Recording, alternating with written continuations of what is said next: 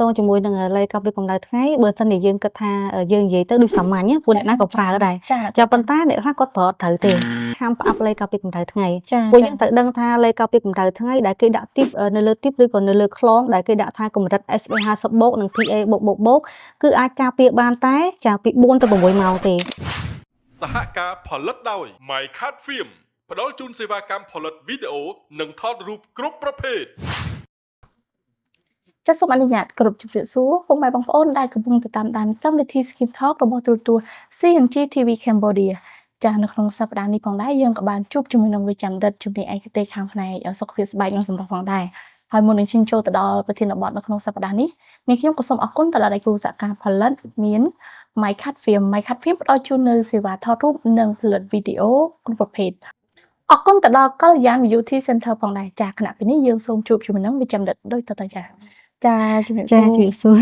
ចាអញ្ចឹងសូមឲ្យអ្នកគ្រូជួយធ្វើការណែនាំខ្លួនក៏ដូចជាដល់ប្រធានបទនៅក្នុងសប្តាហ៍នេះផងដែរចាជំរាបសួរបងប្អូនទាំងអស់គ្នាចានេះខ្ញុំឈ្មោះលឹមកល្យានជាគ្រូពេទ្យឯកទេសព្យាបាលស្បែកមុខនិងថែរក្សាសម្រស់ចាប្រចាំនៅកល្យាន Beauty Center ចានៅក្នុងសប្តាហ៍នេះថាតើអ្នកគ្រូមាននៅប្រធានបទអ្វីដើម្បីចែកជូនទៅដល់ពុកម៉ែបងប្អូនផងដែរចាបងប្អូនគ្នាថ្ងៃនេះគឺអ្នកគ្រូមានប្រធានបទទាក់ទងជាមួយនឹងលេខកាពីកម្ដៅថ្ងៃចាបើយើងគ្រាន់តែឮតាមលេខកាពីកម្ដៅថ្ងៃវាហាក់បីដូចជាសាមញ្ញមែនទេចាអញ្ចឹងចង់ឲ្យអ្នកគ្រូជួយបញ្ជាក់តិចថាតើលេខកាពីកម្ដៅថ្ងៃហ្នឹងជាអ្វីហើយបើសិនជាថាតើគាត់បានន័យថាបើយើងនិយាយនៃស្រួលស្ដាប់គឺខ្ញុំមិនន័យណាចាបងប្អូនអរគ្នាតាក់ទងជាមួយនឹងលេខកាពីកម្ដៅថ្ងៃបើសិនជាយើងគិតថាយើងនិយាយទៅដូចសាមញ្ញពួកអ្នកណាក៏ប្រើដែរចាប៉ុន្តែអ្នកខ្លះគាត់ប្រើអត់ត្រូវទេចាអញ្ចឹងតកតងជាមួយនឹងលេខការពារកម្ដៅថ្ងៃគឺជាទម្រង់ផលិតផលថែរក្សាស្បែកមួយប្រភេទចាដែលការពារស្បែករបស់យើងពីការរលាកជា sunburn ចាំការរលាកពីពន្លឺព្រះអាទិត្យហើយអ្វីដែលសំខាន់មួយទៀតនោះគឺការពារស្បែករបស់យើងពីជំងឺម៉ារីស្បែកចាហើយតកតងជាមួយនឹងលេខការពារកម្ដៅថ្ងៃនេះគឺវាមានទម្រង់ជាគ្រីមជា lotion ចាជាបាំជា spray បាញ់ច្រើនប្រភេទច្រើនប្រភេទចាអញ្ចឹងបានន័យថាបើយើងនិយាយឲ្យងាយស្ដាប់ហើយងាយយល់ណាចាថាលេខការពារកម្ដៅថ្ងៃគឺជាប្រភេទលេខដែលជួយបានន័យថាការពារនៅពន្លឺព្រះអាទិត្យឲ្យបងប្អូនគាត់ងាយយល់ចាអ្នកគ្រូបើយើងនិយាយពីរបៀបនៃការប្រើប្រាស់ពួកអ្នកគ្រូបានបញ្ជាក់ពីដើមហ្នឹងអញ្ចឹងថាយើងទាំងអស់គ្នាសុទ្ធតែលាបហើយសុទ្ធតែប្រើប្រាស់ហើយដោយឡែកការប្រើប្រាស់អត់ដឹងថាតើវាត្រឹមត្រូវទៅតាមបច្ចេកទេសនៃផលិតផលដែរទេឬក៏គេថាគុណភាពនៃការប្រើប្រាស់នោះបានត្រឹមត្រូវដែរឬអត់អញ្ចឹងចាបងប្អូនទាំងអស់គ្នាតកតងជាមួយនឹងវិធីនៃការលាបលេខកាពីកម្ដៅថ្ងៃ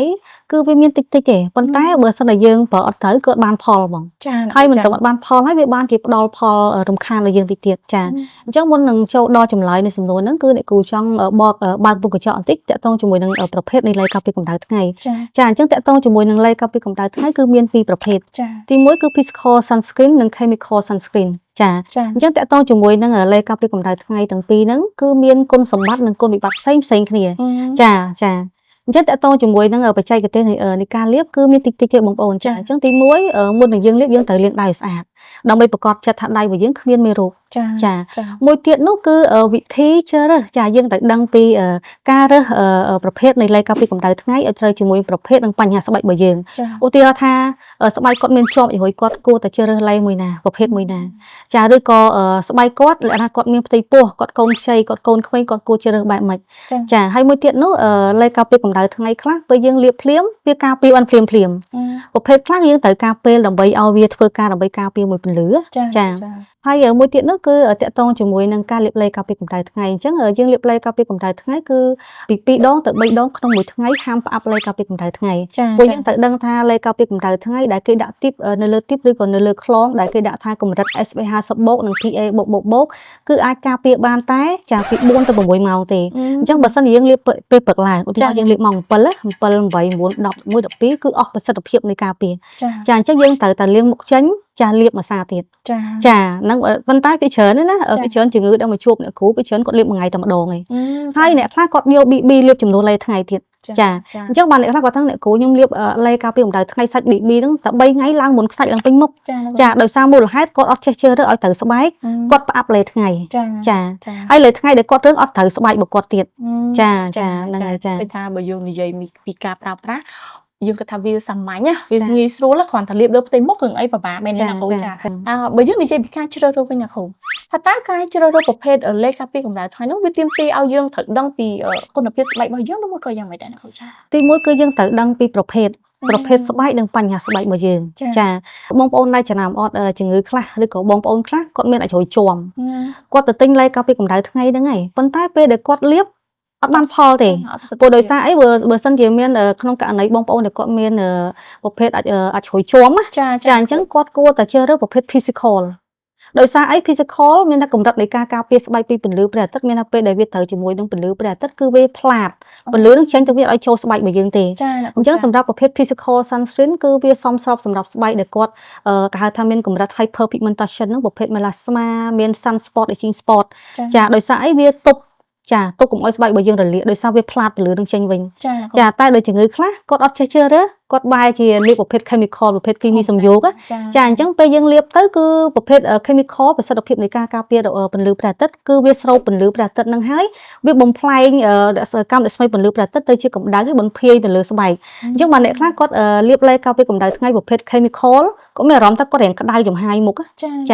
អញ្ចឹងមានន័យថាប្រភេទ chemical បើអ្នកដែលគាត់មានស្នាមពណ៌ខ្មៅចាមានប្រភេទ hyperpigmentation នឹងស្រាប់ដូចជាជាប់អាចរុយចាឬក៏ស្នាមមុនពណ៌ខ្មៅគាត់អត់ធូរស្រាលទេបែរជាឡើងរៀងឃើញឡើងលើដើមចាអញ្ចឹងបានថាសម្រាប់បងប្អូនដែលគាត់អត់เคยមានការយល់ដឹងតាក់ទងជាមួយនឹងលេខការពារកម្ដៅថ្ងៃឬក៏អីផ្សេងគាត់អាចមកជួបអ្នកជំនាញទៅចាគាត់ល្អដែរចាវាប្រសើរជាងយើងទិញរាវតាមអនឡាញចាយើងឃើញថានេះពេលបច្ចុប្បន្នគេថាទីផ្សារសេរីចាវិជាក៏ទំនើបការប្រើប្រាស់នៅប្រភេទលេណាមួយវាសឹងថាមិនទៅជួបដុកទ័រយើងប្រើខ្លួនឯងបានចាក៏ជាកត្តាមួយដែរដែលបញ្ជាក់ថាការជ្រើសរើសលេខខុសយើងគិតថាលេច្រើនប្រភេទណាវាសមស្របជាមួយនឹងស្បែកយើងទាំងអ្នកខ្លះគាត់តាមគ្នាណាគ្រូចាដូចថាគាត់មានគ្នាគាត់អីចឹងទៅគាត់ប្រើទៅក៏គាត់រីខមមិនថាអូប្រើលេនេះត្រូវសមស្របជាមួយនឹងស្បែកអីចឹងទៅជួនកាលដូចបញ្ជាក់ដូចអ្នកគ្រូបានបញ្ជាក់ចឹងថាប្រភេទស្បែករបស់យើងគឺខុសៗគ្នាចាអញ្ចឹងចង់ដឹងច្បាស់ថាតើប្រភេទស្បែកយើងប្រភេទមួយណាចាគួរតែប្រើប្រាស់លេការពារកម្ដៅថ្ងៃមួយណាដើម្បីសមស្របជាមួយនឹងសុខភាពស្បែករបស់យើងតើតាមបញ្ជប់ជាមួយនឹងអ្នកជំនាញឯកទេសខាងផ្នែកស្បែកចាក៏ដូចជាថែសារសម្រស់ដូចជាអ្នកគ្រូចាឬមួយក៏វិជ្ជាបណ្ឌិតណាក៏ដោយដែលគាត់មានជំនាញឯកទេសខាងផ្នែកហ្នឹងដើម្បីយើងដឹងថាតើប្រភេទស្បែករបស់យើងស្ថិតនៅក្នុងកម្រិតមួយណាចាគួរតែប្រើប្រាស់ផលិតផលមួយណាកុំឲ្យវាជិះវៀងយើងប្រើខុសជួបប្រទះនៅគេថាការបំផ្លាញដូចដែរអញ្ចឹងជាចម្លើយនេះខ្ញុំក៏សូមអរគុណចាទៅដល់វិជ្ជាបណ្ឌិតដែលបានចំណាយពេលវេលាដែលមានដើម្បីចែកជូនចាស់ជាមួយនឹងប្រធានបទទាក់ទងជាមួយនឹងលេខការពារកម្ដៅថ្ងៃផងដែរហើយមុននឹងចូលទៅដល់ទីបញ្ចប់នេះខ្ញុំក៏សូមអរគុណទៅដល់គូសហការផលិតមាន MyCut Film ផ្ដល់ជូននូវសេវាថតរូបនិងផលិតវីដេអូគ្រប់ប្រភេទអរគុណទៅដល់កល្យាន Beauty Center ចាខណៈពេលនេះនឹងខ្ញុំនិងចន្ទិតក៏សូមអរគុណសូមគោរពលាសហការផលិតដោយ MyCut Film ផ្ដល់ជូនសេវាកម្មផលិតវីដេអូនិងថតរូបគ្រប់ប្រភេទ